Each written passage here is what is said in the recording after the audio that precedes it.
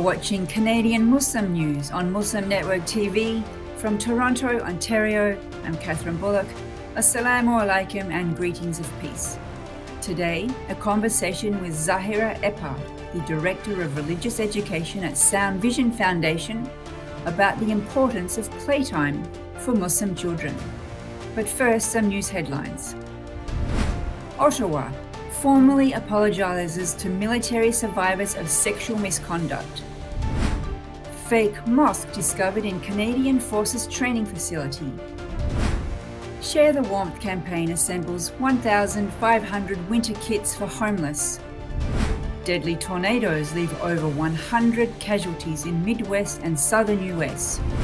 And Muslim bodies say Saudi's statement against Tablighi Jamaat unjust. And now the details. The federal government formally apologised to the survivors of sexual misconduct in the Canadian Forces today, after their promise made 2 years ago. The apology was delivered in 3 parts, with Defence Minister Anita Anand beginning the apology, continued by the Chief of Defence Staff, General Wayne Eyre, followed by Defence Deputy Minister Jodie Thomas. The apology was promised in 2019 in a class action lawsuit which involved survivors of sexual misconduct. Since then, about 19,000 people have come forward with claims. A fake mosque was discovered in a Canadian Forces training facility in southern Alberta. Mahmoud Murrah discovered the structure, distinguishable by its dome, minaret, and crescent symbol at the top. Canadian Forces officials said that the training facilities try to make the environment similar to what officers may see on tour. Mustafa Farouk, the CEO of the National Council of Canadian Muslims, says the presence of the mosque on an army base is very concerning. Dan Le Bouthillier, a spokesperson for the Department of National Defence, believes that this is the only centre with a mosque, but told the CBC that they would have to conduct a broader check to confirm this. Volunteers in Ottawa and Hamilton associated with Islamic Relief Canada in Burlington packaged 1,500 winter kits as part of their Share the Warmth campaign for homeless people. Each package contains clothes, blankets, and hygiene products, among others. The kits will be distributed to the homeless in Peel, Oshawa, Toronto, London, St. Thomas, and Windsor. More than 100 people are suspected to be dead in the United States after tornadoes tore through homes and businesses in what is the deadliest tornado disaster ever for some southern and Midwest states. Up to 56,000 people are facing power outages across the affected states. The National Weather Service's Story Prediction Center says that about 50 tornadoes were reported in 8 states. Deanne Criswell, the administrator of the Federal Emergency Management Agency, says that severe storms are expected to be the new normal due to climate change. Muslim groups have called Saudi Arabia's decision to ban the India-based Islamic movement Tablighi Jamaat unjust and said the law violates the principles of Islam. Saudi Arabia's Ministry of Islamic Affairs called on preachers to use next Friday's sermons to warn against the group's misguidance, deviation, and danger. Many Muslim groups have also said Saudi Arabia's tweet was directed at North African religious group Al-Ahbab, which also performs similar activities. Tablighi Jamaat was founded in India in 1926. It is perhaps the largest Muslim group primarily focused on preaching to Muslims. That's it for the news. And now our conversation with Zahirah Eppard from Sound Vision Foundation on the importance of playtime for Muslim children. Welcome to the show, Sister Zahirah. Assalamu alaikum. Walaikum assalam, Sister Kathy. How are you doing? I'm fine, alhamdulillah. And how are you doing? Alhamdulillah. So you're the Director of Education Director of Religious Education at the Sound Vision Foundation. And I just should tell the viewers that we're actually colleagues, because Sound Vision Foundation also does our Canadian Muslim news.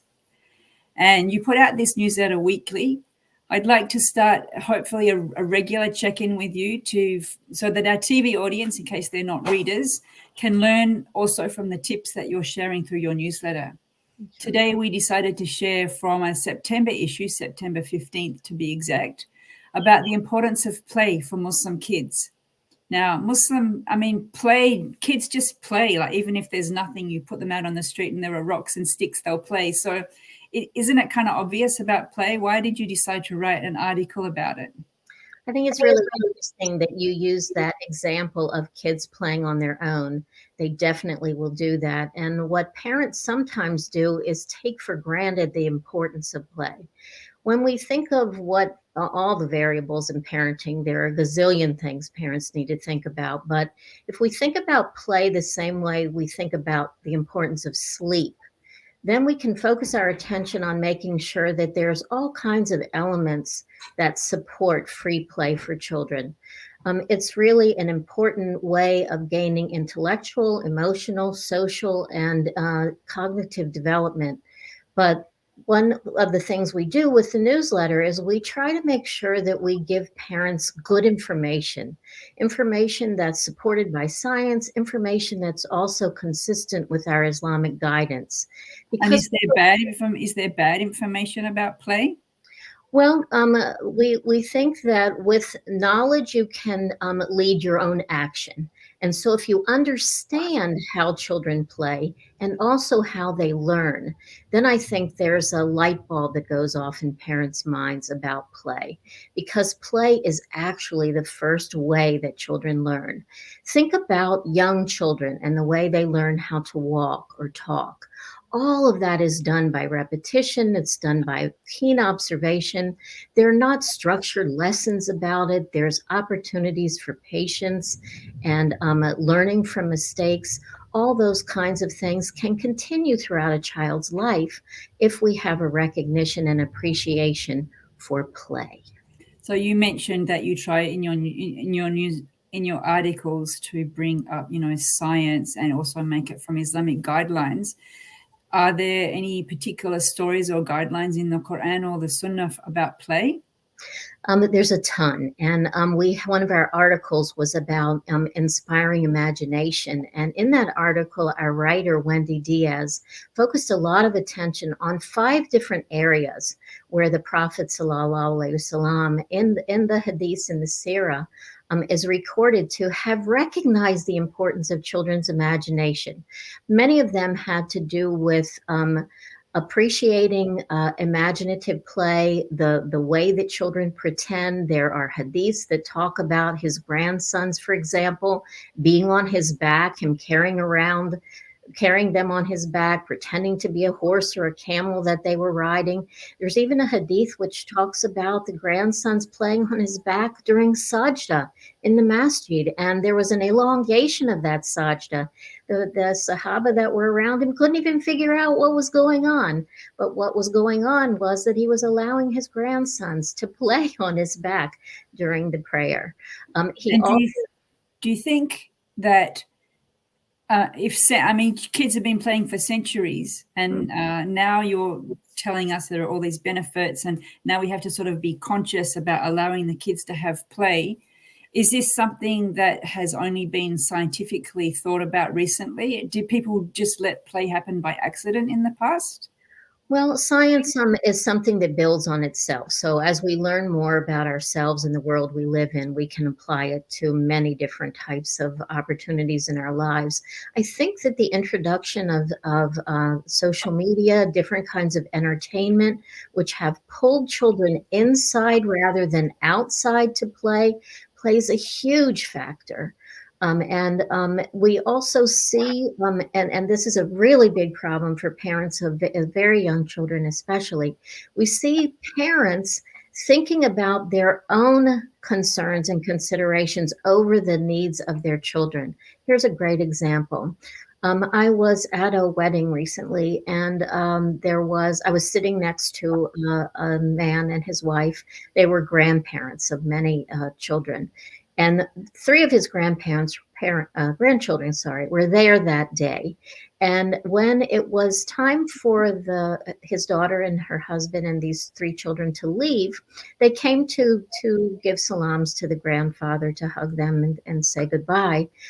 But they couldn't pull the youngest child, who was only 6 months old, away from, actually, she was 9 months old, sorry, away from a device that she had in her hands. And they all laughed about it. It was such a funny thing that, at some point they just had to give her that device because she was fidgety and she was, needing some kind of entertainment. And then they couldn't pull her away from it. Well, a young child like that doesn't need an electronic toy in their hands. They need to be stimulated by the environment around them. In that instance, the parents gave that child that toy to support their own needs, the need for her to be quiet, the need for them to be able to socialize and enjoy the event that they were in. But there's no doubt that these electronic devices, I mean, I noticed even with my own kids, we used to try to limit, like half an hour a day, and not till they were, I forget, like 3 years old or something. And we used to buy them toys and presents for Eid. And then they got to a certain age where they weren't interested in toys. They just wouldn't play with them. It became like a waste of money. Have you tackled that issue, in the issue of devices and what they do?